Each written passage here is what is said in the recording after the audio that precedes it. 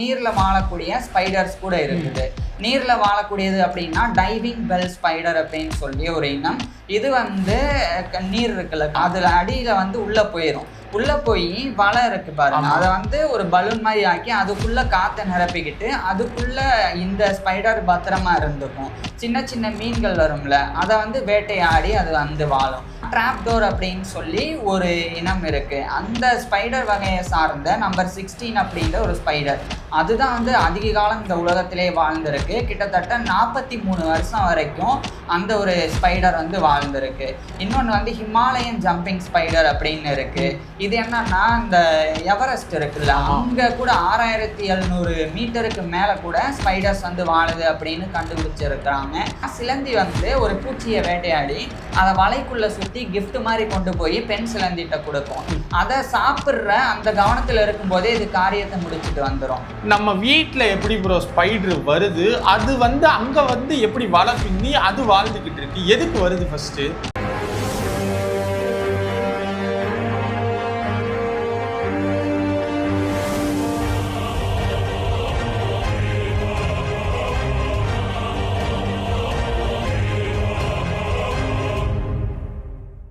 இந்த சீரீஸில் நம்ம பார்க்க போகிறது ஒரு ஸ்மால் கிரியேச்சர்னு பேருக்கு வேணால் சொல்லலாம். பட் அது பண்ணுற வேலையெல்லாம் பார்த்தா ஒரு மாதிரி வாவ் ஆசமாக இருக்கும். ஓகே, என்னென்ன விஷயங்கள்லாம் பண்ணுது அப்படின்னு பார்க்குறப்ப அதோட வேர்ல்டை அதுவே கிரியேட் பண்ணுது. நம்ம பார்க்குறது ஒரு ஒரு சின்ன விஷயம் டக்குன்னு பார்த்துட்டு போயிடுவோம். பட் அதை டீப்பாக உள்ள கவனித்து பார்த்தா அது பண்ணுற ஒவ்வொரு விஷயமுமே அவ்வளோ பர்ஃபெக்டாக இருக்கும். அப்படி ஒரு டைமிங்கில் கரெக்டாக பண்ணும். ஓகேவா? இந்த வீடியோவில், அதாவது இந்த சீரீஸில் ஹீரோ எதுன்னு பார்த்தீங்கன்னா ஸ்பைடர். ஸோ இந்த சீரீஸ் ஃபுல்லாக நம்ம ஸ்பைடரை பற்றி தான் பார்க்க போகிறோம். இந்த வீடியோவில் என்ன பார்க்க போகிறோம் தானே கேட்குறீங்க?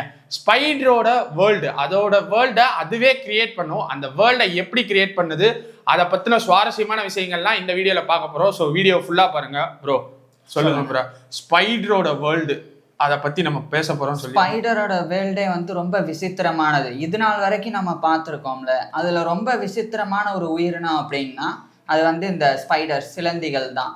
இதை நான் சொல்றதுக்கு முன்னாடி ஒரு முக்கியமான விஷயம் உங்கள்கிட்டையும் மக்கள்கிட்டையும் சொல்லணும்னு நினைக்கிறேன்.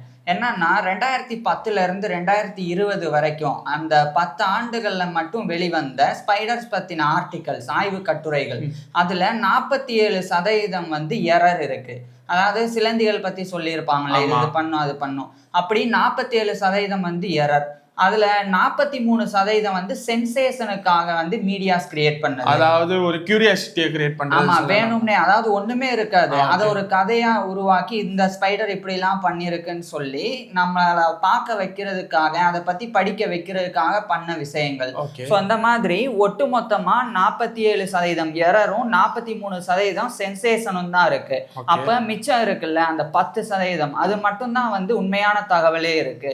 அப்போ ஸ்பைடர்ஸ் பற்றி நம்ம பேசும்போது எது உண்மை எது பொய் அப்படின்றத முதல்ல நம்ம டீப்பாக அனலைஸ் பண்ணி ரிசர்ச் பண்ணி தான் பேசி ஆகணும். ஸோ அந்த அளவுக்கு இந்த வீடியோ பண்ணுறதுக்கு முன்னாடி நான் ரொம்ப கஷ்டப்பட்டிருக்கேன். எந்தெந்த தகவல்கள் உண்மையானது அப்படின்றத அதை ரொம்ப வெரிஃபை பண்ணி தான் பேச போகிறேன். அதனால இதுல நான் பேசக்கூடிய எல்லாத்தையுமே கண்டிப்பா நம்பலாம், உண்மை இருக்கும். அப்ப இந்த வீடியோல அந்த கியூரியாசிட்டி கிரியேட் பண்றதுக்கு எங்களோட கிரியேட்டிவிட்டி எதுவுமே கிடையாது, இருக்கிற ஒரிஜினல் ஹிஸ்டரியை வச்சுதான் பேச போறோம். கரெக்ட் தானே ப்ரோ? கரெக்ட். உண்மையிலே என்ன இருக்கோ அதை தான் நம்ம பேச போறோம். ஆனா அதை பேசினாலே அவ்வளோ ஆர்வமான விஷயங்கள் இருக்கு. இதை விட்டுட்டு ஏன் அப்படி எரர் பண்ணாங்க, நான் அதே மாதிரி சென்சேஷன் ஆக்கணும்னு நினைச்சாங்கன்னு புரியல. அவங்களுக்கு ஒரு பொல போடணும்ல. சரி, இப்ப சொல்ல ஆரம்பிக்கிறேன். இப்ப சிலந்திகள் இருக்குல்ல, இது பல வகைகள்ல இருக்கு. நிறைய இனம் இதுல இருக்கு. ஸோ ஒவ்வொன்றும் ஒவ்வொரு விதமா செயல்படும். இப்ப நார்மலா நிறைய பேர் நினைக்கிறது என்னன்னா நிலத்துல வாழும் அப்படின்னு சொல்லி. ஆனா நீர்ல வாழக்கூடிய இதுவும் இருக்குது. அதாவது நீர்ல வாழக்கூடிய ஸ்பைடர்ஸ் கூட இருக்குது.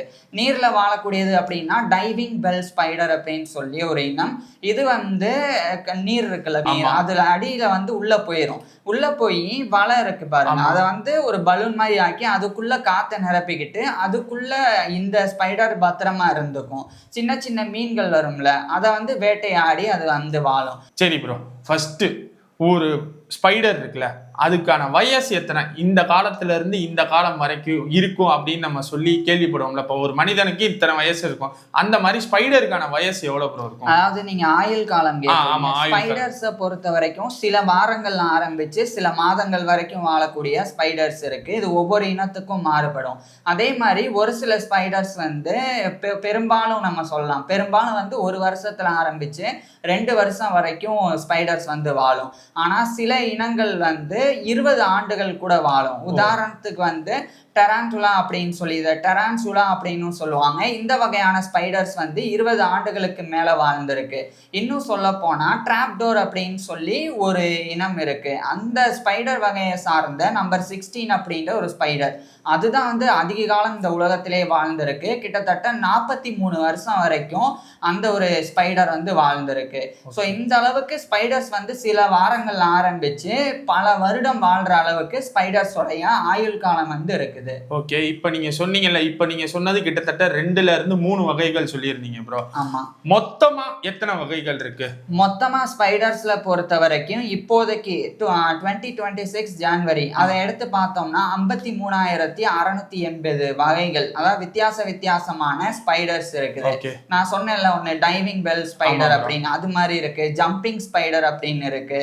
இன்னொன்னு வந்து ஹிமாலயன் ஜம்பிங் ஸ்பைடர் அப்படின்னு இருக்கு. இது என்னன்னா இந்த எவரெஸ்ட் இருக்குல்ல, அங்க கூட 6700 மீட்டருக்கு மேல கூட ஸ்பைடர்ஸ் வந்து வாழுது அப்படின்னு கண்டுபிடிச்சிருக்கிறாங்க. ஸோ அந்த மாதிரி வந்து இருக்கு. இந்த மாதிரி 53,000க்கும் மேற்பட்டது இப்போதைக்கு கண்டுபிடிக்கப்பட்டிருக்கு. ஆனா அதுல நிறைய குளறுபடி இருக்கு. அதாவது ஒரு சிலது வந்து ஸ்பைடர்ஸ் இல்லை, ஆனால் ஸ்பைடர் லிஸ்ட்டில் சேர்த்துருக்காங்க அப்படின்னும் சில விஞ்ஞானிகள் சொல்லிட்டு தான் இருக்கிறாங்க. இருந்தாலும் பொதுவாக ஏற்றுக்கொள்ளப்பட்டது அப்படின்னா 50,000க்கும் மேற்பட்ட இனங்கள் இருக்குது அப்படின்னு சொல்லலாம். ஸோ நீங்கள் ஸ்பைடர்ஸை பார்த்தா நம்ம வீட்டில் ஒன்று இருக்கும், காட்டில் ஒன்று இருக்கும் அப்படின்னு சொல்லி இடத்துக்கு தகுந்த மாதிரி, சூழலுக்கு தகுந்த மாதிரி விதவிதமாக நீங்கள் வந்து ஸ்பைடர்ஸை பார்க்க முடியும். ஓகே, இப்போ நீங்கள் நம்ம வீடுன்னு சொன்னதுனாலேயே நான் ஒரு கேள்வி வைக்கிறேன். நம்ம வீட்டில் எப்படி ப்ரோ ஸ்பைடர் வருது? அது வந்து அங்க வந்து எப்படி வலை பின்னி அது வாழ்ந்துகிட்டு இருக்கு? எதுக்கு வருது? ஃபர்ஸ்ட் எதுக்கு வருது அப்படின்னா, இப்ப வெளியே வலை பின்னலாம். இப்ப பொதுவா ஸ்பைடர்ஸ் வந்து முக்கியமான காரணத்துக்காக வலை பின்னும் அப்படின்னா அது வந்து இறைய பிடிக்கிறதுக்காக தான். வலை பின்னி அதுல வந்து ஏதாவது ஒரு இறை மாட்டிருச்சுன்னா, உதாரணத்துக்கு ஒரு சின்ன பூச்சி மாட்டிருச்சுன்னா அதை போய் இது போய் வேட்டையாடணும், அதுக்காக தான். இப்ப இது வெளியே இந்த மாதிரி வலை பின்னி வச்சா சில பிரச்சனை இருக்கு. முதல் பிரச்சனை என்னன்னா, வெளியே வந்து இரவு நேரத்துல அந்த அளவுக்கு வெளிச்சம் இருக்காது. அதுக்கப்புறம் காத்து பலமா வீசும், மழை பெய்யும், இந்த மாதிரி பல பிரச்சனைகள் இருக்கு. அப்ப அதுல வந்து பூச்சிகள் மாட்டுறது ரொம்ப அபூர்வம். அது மட்டும் இல்லாம சிலந்திகளுக்கே எதிரிகள் வெளியே ஜாஸ்தி. உதாரணத்துக்கு பறவைகள் ஜாஸ்தி இருக்கு. அது போய் வலை பின்னி இறைக்காக காத்திருந்தா ஒரு பறவை வந்து இதை தூக்கிட்டு போயிடும், இறையா மாத்தி. அதனால அது வீட்டுக்குள்ள வந்தா அது வந்து சேஃபா நினைக்கும். நம்ம வீட்டுக்குள்ள வந்து பலமா காத்து வீசாது, மழை பெய்யாது.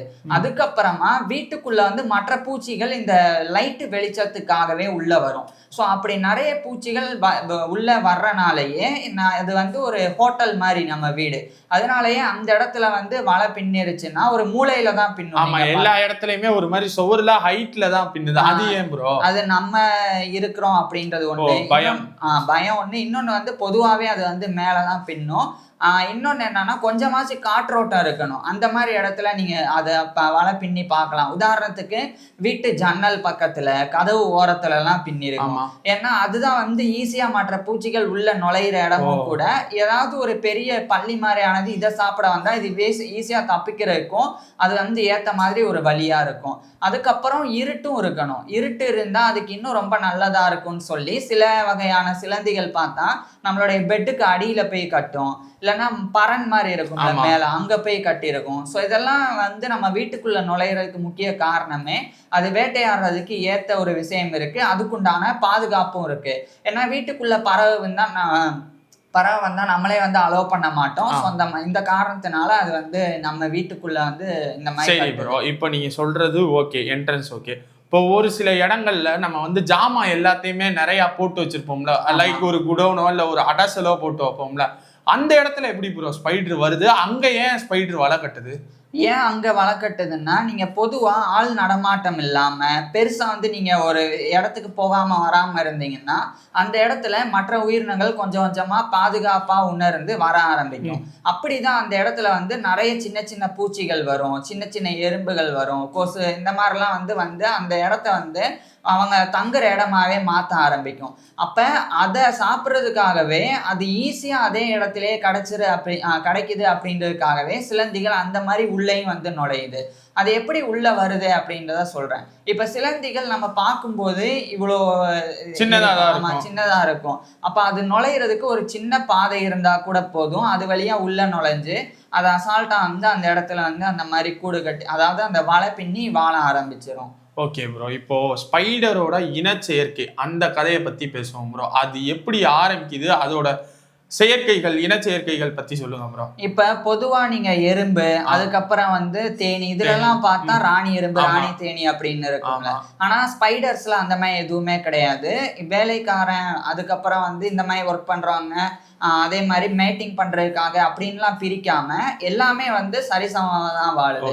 அது மட்டும் இல்லாம ஸ்பைடர்ஸ் வந்து சோசியலா வாழக்கூடியது கிடையாது, எல்லாமே சேர்ந்துலாம் வாழாது. நீங்க பார்த்தாலே அது தனித்தனியா தான் தெரியும். அதாவது ஒரு ஸ்பைடர் தனக்குன்னு தானா ஒரு வலைப்பின்னி தான் நான் பார்த்திருக்கேன். ஆமா, அந்த மாதிரி தான். ஸோ அதனால ஸ்பைடர்ஸ் வந்து எப்படி இனச்சேர்க்கை பண்ணும்னா, அது ஒவ்வொரு இனத்துக்கும் கொஞ்சம் கொஞ்சம் மாறுபடும். உதாரணத்துக்கு ஒரு இனம் இருக்கு, இப்ப இந்த டிராப் டோர் அப்படின்னு சொன்னல, 43 வருஷம் வந்தது. அது வந்து குழிக்கு அடியில வாழும், குழி தோண்டி அதுக்குள்ள வாழும். குழிய மறைக்கிறதுக்கு ஒரு வலைய பின்னி அது கதவு மாதிரி வச்சுக்கும். இப்ப ஒரு பெண் அந்த குழிக்குள்ள இருந்தா ஆண் சிலந்தி வரும்போது அந்த வலையில ஒரு ரிதம் மாதிரி தட்டும். அந்த ரிதம் மாதிரி தட்டும் போது அந்த வித்தியாசமான ரிதத்தை உணர்ந்து அது நம்ம கூட மேட்டிங் பண்ண வந்திருக்குன்ற புரிஞ்சு இது வந்து வெளியே வரும். சில சிலந்திகள் வந்து ஆட்டம் போடும், டான்ஸ் ஆடி பெண்களை வந்து கவரும், பெண் சிலந்திகளை.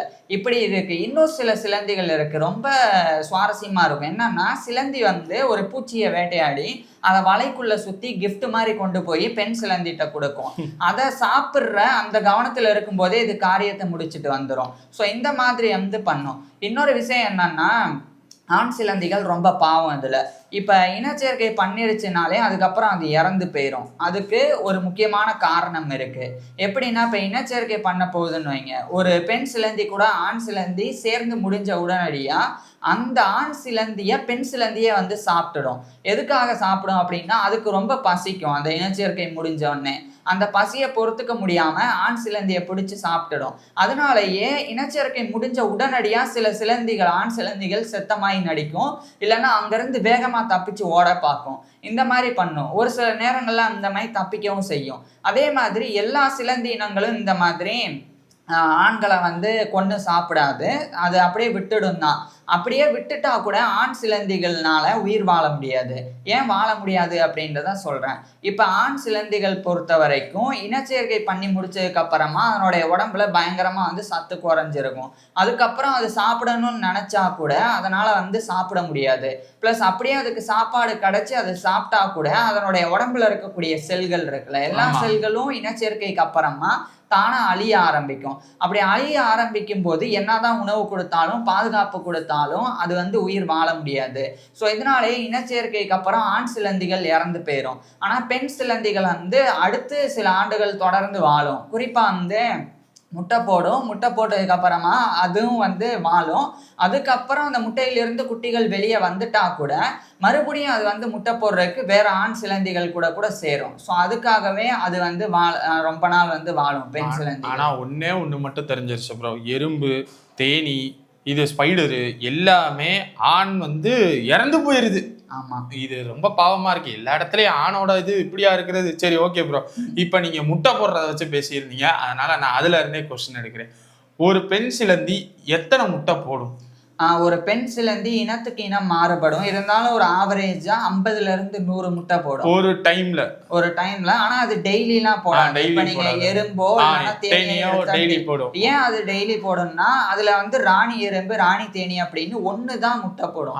அப்ப ஒண்ணுதான் வந்து முட்டை போட்டு அதனோட இனத்தை பெருக்கணும் அப்படின்னா அது ஆயிரக்கணக்கான முட்டைகளை தினந்தோறும் போட்டுட்டே இருந்தாதான் அதனோட இனம் தொடர்ந்து வாழும், செழிக்கும். ஆனா ஸ்பைடர்ஸை பொறுத்த வரைக்கும் எல்லா பெண் ஸ்பைடர்ஸுமே முட்டை போடும். அதனாலேயே அது வந்து 50ல இருந்து 100 முட்டை வரைக்கும் போடும். இதுல சுவாரஸ்யம் என்னன்னா, இந்த முட்டையை வந்து பாத்துக்கிறதுக்கு அதனுடைய அந்த பட்டு நூலை பயன்படுத்தும். இங்க நான் சில்க் பட்டு நூல் அப்படின்னு சொல்றது அதை விடக்கூடிய வலை இருக்குல்ல, அதை எப்பவுமே நம்ம வலைன்னு சொல்லக்கூடாது. எதை வலைன்னு சொல்லணும்னா, அது பின்னி வச்சாதான் அது வலை, நெட்டு. அதுக்கு வெப்புன்னு சொல்லலாம். அதுக்கு பதிலா அது சும்மா பட்டு நூலை வெளியிடுது இல்ல, அதுக்கு பேரு வந்து பட்டு நூல் தான், சில்க் அப்படின்னு தான் சொல்லணும். ஸோ அதை அப்படி வெளியிடுது பாருங்க. அது வெளியிட்டு அது ஒரு பை மாதிரி அதுவே உருவாக்கி அதுக்குள்ள முட்டையை வந்து வைக்கும். சிலது வந்து அதனுடைய உடம்புலயே அந்த பையை வந்து சேர்த்துக்கும், சிலது செவுத்துல ஒட்டி வைக்கும் அந்த பையை. அப்ப அதுக்குள்ளதான் வந்து முட்டை இருக்கும். இந்த மாதிரி வந்து பண்ணும். ஸோ இப்படிதான் வந்து இவ்வளவு முட்டைகளை வந்து சிலந்திகள் வந்து போடும். சரி, இப்ப நீங்க சில்க்னு சொன்னீங்கல்ல, அந்த சில்க் இது பட்டாம்பூச்சியில இருந்து வர்ற அந்த நூலை தான் நம்ம எடுத்து சேலையா பண்றோம். அப்ப ஏன் இந்த நூலை எடுக்க முடியல? இதுக்கு சுவாரஸ்யமான ஒரு தகவல் இருக்கு. இதை நான் தனியாவே இதை பத்தி பேச போறேன். எப்படின்னா, ஸ்பைடர் வந்து எப்படி இந்த நூலை வந்து வெளியிடுது, இது நம்ம ஏன் பயன்படுத்துறது இல்லை, அந்த மாதிரியான விஷயங்களை வந்து வேற ஒரு வீடியோல நம்ம பார்க்கலாம். அது ரொம்ப ஸ்பெஷலா இருக்கும். ஓகே, அப்ப இந்த வீடியோல அது கிடையாதுன்னா அப்ப ஓகே. இப்ப நீங்க சொல்றீங்கல்ல முட்டை வந்து தனியா போடுன்னு சொல்றீங்கல்ல, இப்ப ஒரு சில தேனீக்களுக்கோ எறும்புகளோ இந்த காலம் வரைக்கும் கிட்டத்தட்ட பல வருஷங்களுக்கு வரைக்கும் முட்டை போடுன்னு சொல்லி நம்மளே பேசியிருந்தோம். அதே மாதிரி ஸ்பைடருக்கு எந்த காலம் வரைக்கும் முட்டை போட முடியும்? ஸ்பைடர்ஸ் வந்து இப்போ ஒரு தடவை இனச்சேர்க்கை பண்ணா 50ல இருந்து 100 முட்டை போடுதுல்ல, அது ஒரு வாட்டி தான் போடும். அதுக்கப்புறம் வந்து முட்டை போடணும்னா 2-3 வருஷம் கழிச்சு மறுபடியும் இன்னொரு ஆண் சிலந்தி கூட மறுபடியும் இனச்சேர்க்கை பண்ணும். ஆமா, அப்படி பண்ணா மட்டும்தான் மறுபடியும் வந்து முட்டை போட முடியும். ஆனா இது ரொம்ப கேப் எடுத்துக்கும். ஏன்னா அதனுடைய உடம்புல நடக்கக்கூடிய ஒவ்வொரு செயலுமே வந்து ரொம்ப ஸ்லோவா இருக்கும். அதனாலதான் அதனுடைய வளர்ச்சியில ஆரம்பிச்சு எல்லாமே வந்து மெதுவா இருக்கும்.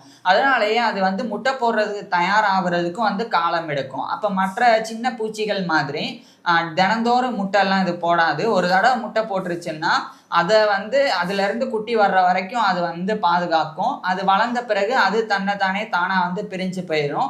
சில ஆண்டுகளுக்கு அப்புறம் தான் இது மறுபடியும் வாய்ப்பு கிடைச்சாதான் இணை சேரும். வாய்ப்பு கிடைக்கலன்னா இணையும் சேராது. அப்போ ஒரு ஸ்பைடர் வந்து 100 முட்டை ஒரு தடவை போட்டுருச்சுன்னா அடுத்து இணை சேர வாய்ப்பு கிடைக்கலன்னா அடுத்து முட்டையே போடாது.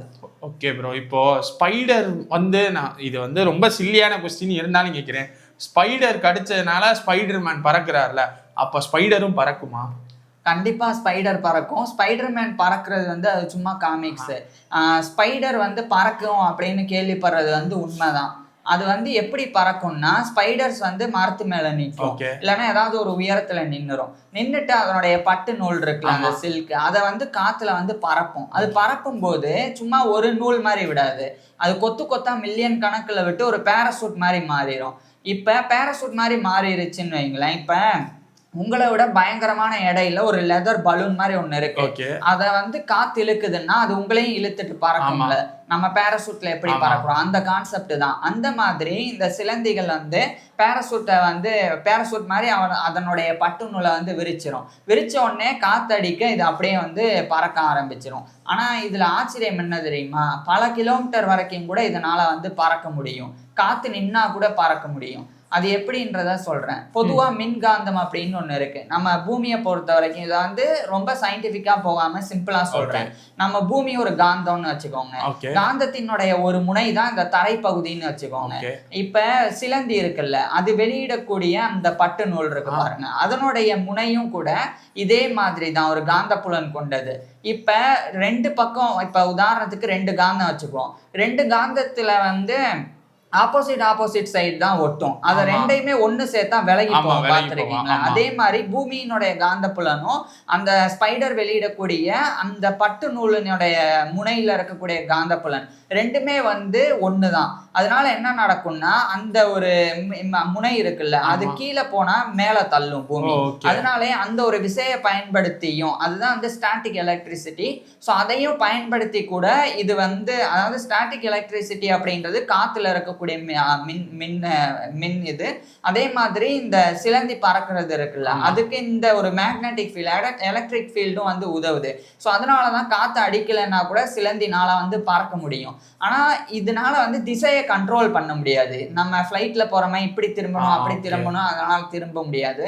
ஆனா அது வந்து பறக்கிறதுக்கு முன்னாடியே காத்து எந்த திசையில போகுதுன்னு அதனுடைய காலை வச்சு செக் பண்ணி பார்த்துட்டு தான் அந்த பட்டு நூலை வீசி அது மூலமா வந்து பறக்க ஆரம்பிக்கும். இப்ப இது ஏன் பறக்குது? ஆமா, இது ஏன் பறக்குது அப்படின்னா அது வாழ்ற இடத்துல அவங்களோட இனமே பெருகிருச்சுன்னு வைங்க. அப்ப இதுக்கு வந்து சாப்பாடு கிடைக்காது. அப்ப சாப்பாடு கிடைக்கணும்னா வேற ஒரு இடம் தேவை. அதுக்காக தான் ஒரு இடத்த விட்டு இன்னொரு இடத்துக்கு சும்மா நடந்து போறது ஊர்ந்து போறதை விட இப்படி பறந்து போறது ஈஸியா இருக்கும்னு அந்த மாதிரி பறந்து போகுது. ஓகே, இப்ப 53,000 வகை சொல்லி இருந்தீங்கல்ல, 53,000 வகையும் பறக்குமா? 53,000 வகையும் பறக்காது கண்டிப்பா. ஏன்னா பல வகைகள் வந்து பெருசாகவும் இருக்கும், அதனாலலாம் பறக்க முடியாது. பெரும்பாலும் சின்ன சின்ன சிலந்திகள் தான் வந்து பறக்கவே செய்யும்.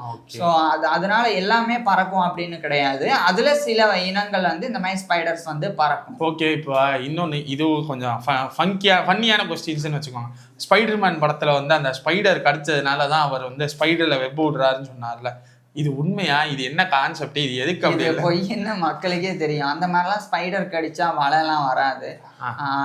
அந்த ஸ்பைடர் வந்து நம்மளை மட்டும் இல்லை, யாரை கடிச்சாலும் அதனாலலாம் வலை வர்றது அப்படின்றது சும்மா தான் பண்ணியிருக்காங்க. ஆனா இப்போ நீங்க சொன்னீங்கல்ல அந்த பறக்கிற கான்செப்ட், அது உண்மையான ஸ்பைடர் கான்செப்ட் எடுத்துதான் எனக்கு தெரிஞ்சு ஸ்பைடர்மேன் படத்துல வச்சிருப்பாங்கன்னு என்னோட கணிப்பு. ஆமா, உண்மையான இதை வச்சுதான் பண்ணியிருக்காங்க. சொல்லுங்க ஏதோ சொல்ல வந்தீங்களா? இதுல வந்து உங்களுக்கு கலர்ஸ் அதுதான் நான் அடுத்த கொஸ்டின் நான் கேட்க வந்திருந்தேன். இப்போ 53,000 வகைகள் இருக்கு.